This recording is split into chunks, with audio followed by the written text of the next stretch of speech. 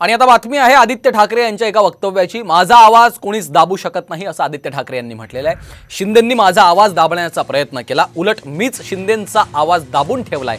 आदित्य ठाकरे यांनी शिंदे गटाला अशा शब्दात टोला लगावलाय। थोडा आवाज माझा कमी करा, म्हणजे माझा आवाज दाबू नका। दाबू शकत नाही कोणी। 2.5 वर्ष मिंदेंपासून सगळ्यांनी दाबायचा प्रयत्न केला, मीच त्यांना दाबून ठेवलंय। हे बाबू, आपल्या या देशात 15 लाख मोदी साहेब प्रत्येक शेतकऱ्याच्या खात्यात टाकतो म्हणे। 5 रुपये टाकले का? पण झालं हे भाऊ बोलून राहिले याच्या मागे ईडी, त्या तो अरविंद केजरीवाल त्याच्या मागे ईडी, माय मागे ईडी लावली तर हा माणूस सक्षम आहे।